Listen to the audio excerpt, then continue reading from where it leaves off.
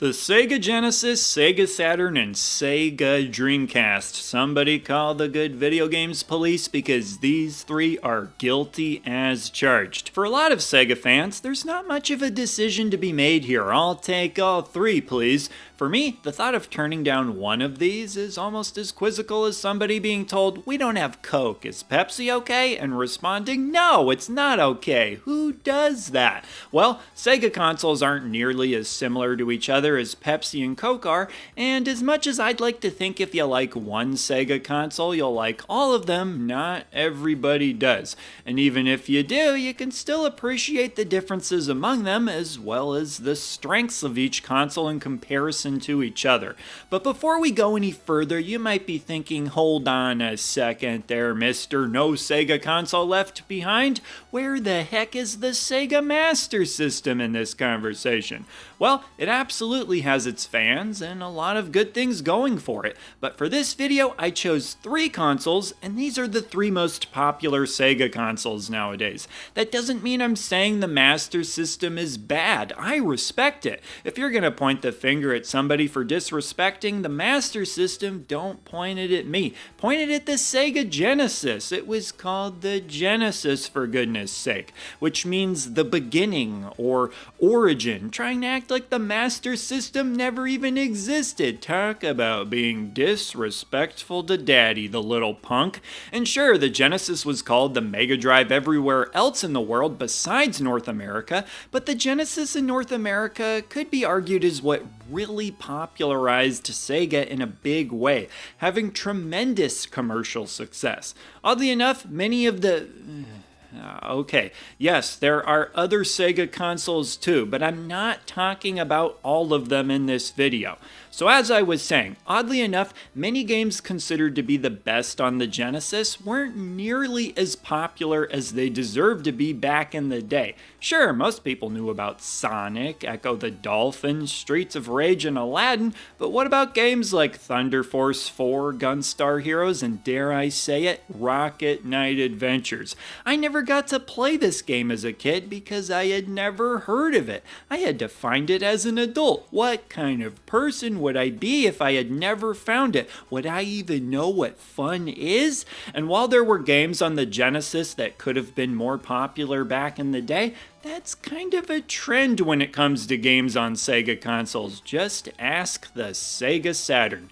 Plenty of good games, but not always the easiest thing to market. How do you sell the mass market on a game like Nights into Dreams? It's brilliant, but pretty abstract. Many will attribute this challenge as a key contributor to why the Saturn didn't sell well outside of Japan back in the day. Well, who's counting anyways? Oh, literally everybody? My bad. But when it comes to the Saturn, it really shouldn't come as much of a surprise that Sega was still making good games, even if they didn't know how to market them, at least in the US. They had talented people developing games for them. It makes sense they wouldn't just forget how to make them all of a sudden. It's not like I just forget how to eat a banana one day. This is why I've always felt that the effort retro gamers go through to find which games are good is much more effective than simply relying on advertising, hearsay, and everything else people did at the time these consoles were current. We get deep in there, doing extensive research on what's worth a darn to play. If something's good, we're not gonna miss it. And after we've done our research, we share our findings. Well, our findings are in, and there's tons of good games for the Saturn. Great arcade ports, great original Sega games, and one of its most famous specialties, 2D games, which, given the way the industry started to trend so heavily towards 3D games during the 90s, you'd think that 2D games might have ended on the Genesis, but nope, the Saturn had plenty of them, and even the Dreamcast had some. Although, admittedly, if 2D games are indeed your preference, you're likely going to want to go with the Genesis, as the overwhelming majority of its games are 2D. And by overwhelming majority, I mean it's hard to find games that aren't. The Saturn Saturn sure does have some spectacular looking 2D games though, most of which are ports of arcade games, which feels right at home on a Sega console given their strong arcade roots. But of all the Sega consoles, the Dreamcast might be the most impressive when it comes to arcade ports, having ports that many people consider to be incredibly accurate to the arcade originals.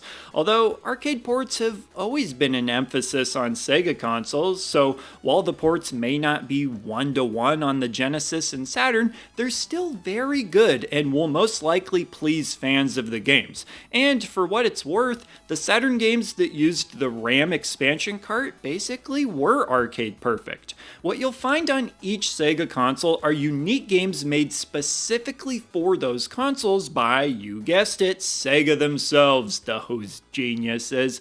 Now, while Sega made games that were creative and that many would say are brilliant, unfortunately, that can be divisive sometimes. As unique as Nights into Dreams is, some people just find it too weird and hard to understand. And as revolutionary as Sonic was for implementing speed into side-scrolling platformers the way it did, some people don't want speed in their platformers and that gotta go fast mentality. You ever do the Macarena in double time? It's just not the same. Sometimes doing things slower can be preferable, and that can extend to 2D platformers for certain people. And then what about the Dreamcast? Well, let's take a look at one of its most iconic games, Jet Grind Radio or Jet Set Radio, depending how you feel about the word grind. Some might look at this game and think, this is like Tony Hawk's Pro Skater, except that I don't understand it.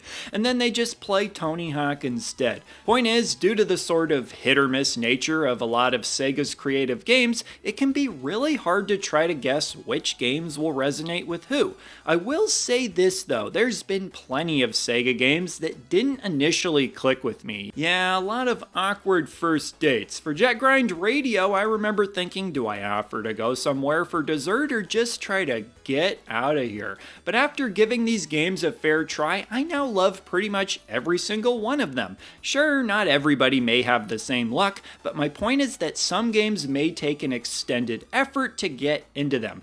But the even larger point I'm trying to get to is that which of these Sega consoles you prefer will likely have to do with which side of the fence you land on when it comes to Sega's notable creative games for each console. I feel it's also worth pointing out that the Dreamcast and Genesis are the two consoles that seem to have the strongest identity.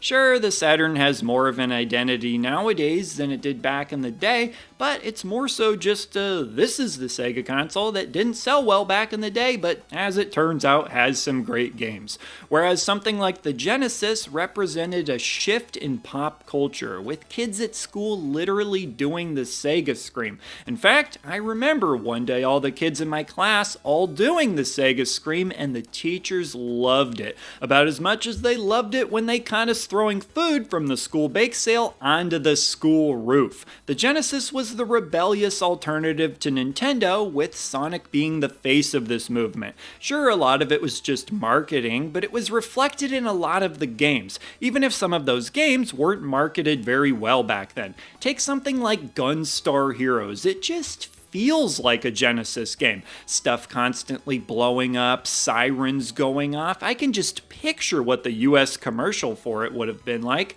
Then there's the Dreamcast, which was branded as an innovative console that was ahead of its time, getting a head start on the competition for those of you who consider it to be a part of the generation that had the PS2, GameCube, and Xbox. But in the spirit of getting a head start on things, it also got a head start on dying, only being on the market for 18 months in the US before Sega announced it would be leaving the hardware business, and leaving our hearts a broken, shattered mess. In a way, I've always felt like this tragedy makes a lot of us appreciate the console even more, giving it some serious overcompensating hugs for years to come. But well-deserved nonetheless, if you ask me. Do we still make comments behind its back about how it might have lived a longer life if it had had a DVD player? Sure, but who cares about that now? Well, I still got some DVDs that need to get watched somehow, and the Dreamcast ain't gonna cut the mustard.